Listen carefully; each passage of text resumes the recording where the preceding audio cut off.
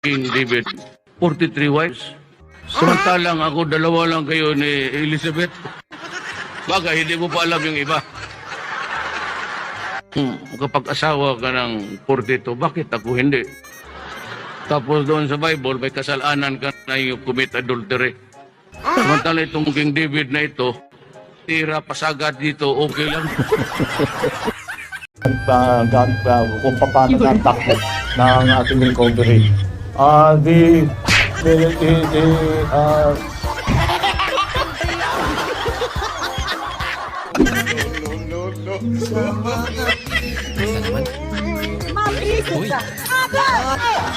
Seven times 15. Ilan po yun, Mr. Secretary? 55, Your Honor. Ilan po? 55. Buhok pa lamang ho, hindi na ho natin maipakita yung totoong buhok eh.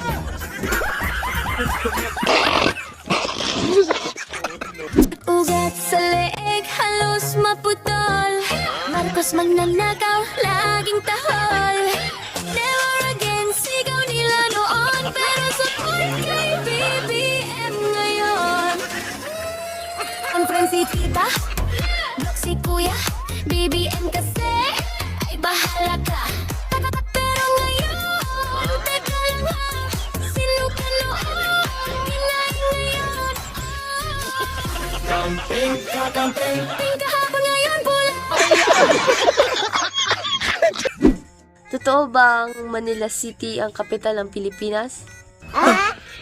Nasa bulsa na ni Romualdez at ni Saldico ang kapital ng Pilipinas.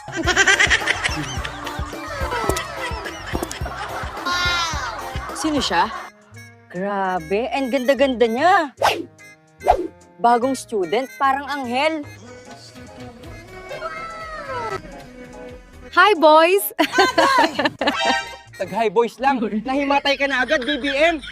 Ang weak mo talaga, tumawag ka ng imbalsamadon, Saldi.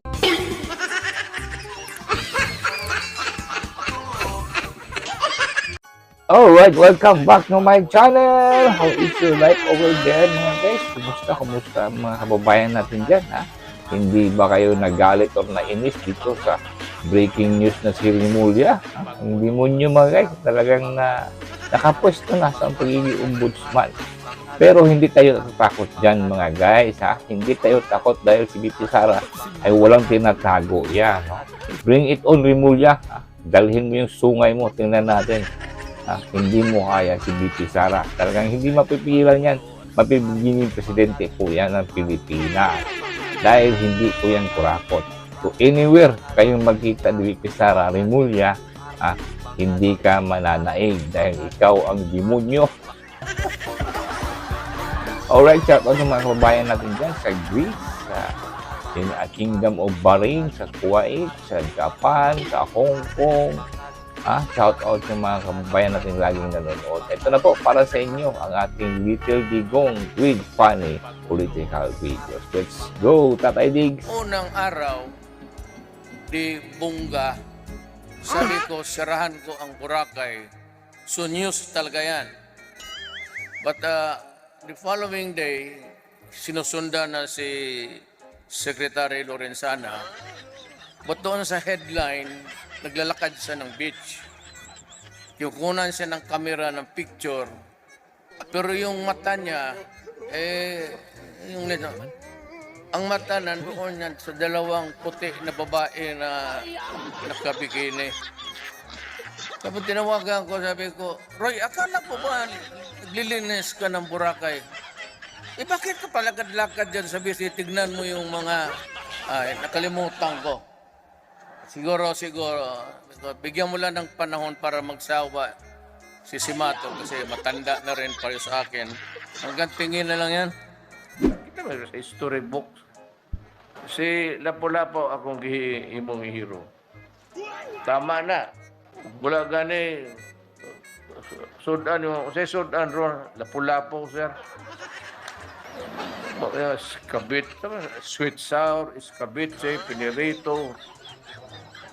Okay lang na, pero magunaw na kasakitan ka nga, gihimo. Kasi mga Tagalog, nyawa.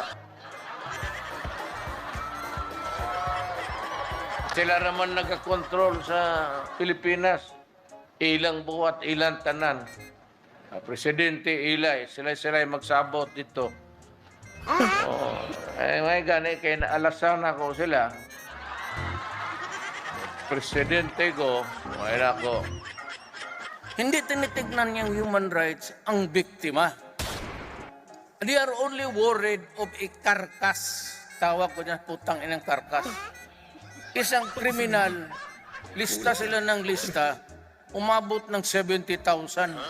Sabi ko lang man, I will kill you. Pero hindi naman ko nakapatayan ng isang tao. Istorya man lang yan. Wala pala kayo. Pero sabi ko, sino nagpatay? Ewan ko. Tanong mo si... Baka si Anyo.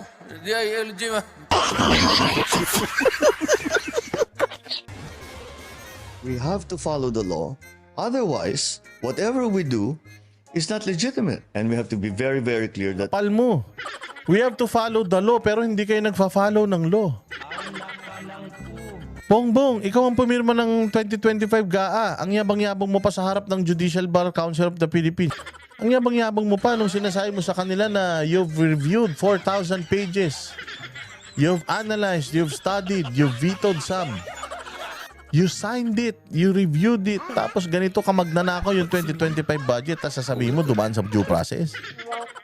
Dapat nga, ma-impeach ka na kagad eh. Wala nang sabi-sabi, dapat ma-impeach ka kagad eh. Dapat mawala ka kagad sa posisyon eh. Dapat nga, hinahablot ka na pababa dyan eh. Dahil kasalanan mo lahat yan. Kung hindi mo pinirmahan yun, eh di sana hindi tayo ninakawan ng bonggam-bongga ng mga... Taki mo, tatlong budget na yung pinirmahan mo. Puros, Kasi isipin na, sa isang bansang katulad ng Pilipinas, ang daming nagugutom, ang daming nagkakasakit, ang daming hirap na hirap. May mga kurakot ng limpak-limpak na bilyones, trilyones pa siguro. Bakit kaya, Mayor? Ba't may ganon? Wala kapusugan. Mukhang ganun na yung nangyari. Tuwang-tuwa naman. Yan ang sandata nila ngayon. Tahimik lang sila. Okay lang. Busa tayo ng busa. Tahimik sila. Abutan lang natin sila ng pera. Gawin nating magastos ang eleksyon para wala nang ibang makapasok pa uli. Gawin natin dynasty. mukhang masarap yung niluluto nyo. Dapat lang. Kasi yan yung putahe na paborito ni boss. Pati si Mimi. Lipunan, Bongbong Marcos, narinig mo yun? Narinig mo yun? Oy, Bongbong Marcos, meron kayang magsasalita na ganyan sa'yo? Sayang si Bongbong Marcos. Siya ay magaling. Wala! Ang gusto ng taong bayan, Bongbong Marcos, lumayas ka sa Malacanang, mag-resign ka na. Yan ang panawagan ng taong bayan. Hindi ka ba nahiya? Nandiyan ka pa rin? Hindi ka pa rin nagpa-air follicle test? Ang tagal na, 3 taon na. Meron bang magsasalita na ganyan sa'yo, Bongbong Marcos? Wala! Hindi ka nga pinapansin pag naglalakad-lakad ka eh. Hindi ka naman marunong magsalita, hindi ka pa marunong maging presidente. Lumayas ka na sa Malacanang, hindi ka na pwede dyan. Panawagan ng taong bayan, Bongbong Marcos, lumayas ka na sa Malacanang, fired ka na, you are fired. Tanggal ka na sa amin, hindi ka na presidente, lalis ka na dyan. Insan Martin, may gustong humanting sa'yo ang pinakamaliit na artista? Sino ba tintukoy mo, Insan? Lapain na lang natin, maliit lang pala. Sino si Dagul? Hindi. Si Baby Giant? Hindi. Si Mura? Sino ba? Kasi tintukoy mo. Kaya niyang pumasok kahit sa butas ng karayom, ganun siya kaliit. Eto na siya. Sumisigaw na ang amoy ng kabulukan ninyo, Martin. Kaya binabanaan kita. Tumigil ka na. Kahit sino pa ang kasabot mo. Mananagot kayo. Isang delikado. Tayo dyan.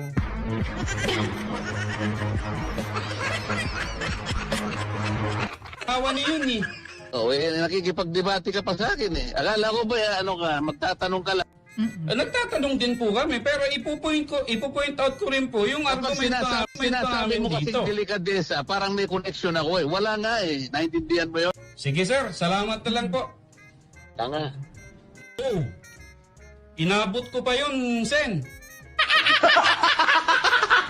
Hi guys! Malala na talaga tong bugo na to. Ayos si BBM pala, nasa Bugol City, Bohol. That's the important part. So, ganon ang naging situation dito sa Bugol. Kailang gramo na naman kaya to? Bakit ang bugo sa Cebu? Inilipat mo na sa Bohol. Pati si Mimi. Ulat yan. Good governance is the key to nation building. So, hindi nasusolusyonan ng ayuda yung problema ng mga tao, lalong-lalo na sa kapos na pang-araw-araw, lalo na sa kawalan ng trabaho, at sa safety and security and well-being ng tao. So kahit man noong ako ay mayor ng Davao City, we always endeavored to develop, we always endeavored to implement peace and development instead of dole-outs. Paulit-ulit. Uulit-ulitin ko. Uulit-ulitin natin. Basura ang lumalabas sa bibig ni Presidential Communications Office Undersecretary Claire Castro. Yan ang maanghang na pahayag ni Vice President Sara Duterte. Giit ng pangalawang Pangulo, nakakahiya sa buong mundo na ganyan ang klase ng taong nagsasalita para sa tanggapan ng Pangulo. Ay apoy na hindi mapatay, hakbang ng matapang, sabay-sabay sigaw ng bayan, lumaban na mga sakit, urugin na. Ayan, ako, masaya mga guys. I hope napasaya ko kayo dyan, nawala yung mga stress nyo. Shoutout sa inyo. Alright, ito na mga guys, no? Ang balita talaga nakakainis talaga itong si Rimulya. Iba talaga daw ang plano niya. Bagsakin niya talaga daw si VP Sara. Ano sa tingin nyo? Itingnan natin at abangan natin at siyempre babantayan natin yung mga moves ni Bangang. Ito na nga, yung flood control. Hoy! Lacson, Soto, ano na? Ano na ba talaga yung investigasyon niyan sa Senado? Magpatuloy ko ba yan? Grabe mga guys, no? Talagang pakapalan ng mukha nito sa mga politiko. Oh. Kahit na mag-resign ba yan si Lacson, wala na. Natakpan na nila. Ano naman? Hihintay na naman tayo ng bagong issue. Lilipat na naman nila dito kay VP Sara mga guys. Sigurado ako dyan. Dito kay Rimulya. A few weeks from now, sigurado mag-a-announce na yan yung kung anong kaso niya kay VP Sara. So, yan, Rimulya. Alam namin na talagang may karma. May malaking karma na kaabang sa iyo. Kayong dalawa ni Bangang. They're trying hard mga guys na hindi sila mapanagot kung sakaling si VP Sara naging presidente. Kaya kung ano-ano na lang ginagawa nitong Bangang, wala na, natataranta na talaga ang administrasyon ni Bungit. Alright, shout out dyan sa mga senador natin dyan sa Senado, yung mga Duterte Black. Let's keep on fighting mga guys, huwag kayong mag-give up. Huwag kayong mag-give up, huwag yung papayagan na hindi mapatuloy itong investigasyon sa flood control dahil may kinalaman talaga si Bangang dito. Lalo ka rin, Sandro Marcos, shout out din sa iyo. Baka malay natin, mapabagsak lang kayo bigla dahil dito kay Kiko Warsaga. Shout out kay Kiko Warsaga. Alright, hanggang dito lang tayo mga guys. Maraming salamat sa inyong panunood. God bless you all. Nasa bulsa na ni Romualdez at ni Saldico ang kapital ng Pilipinas.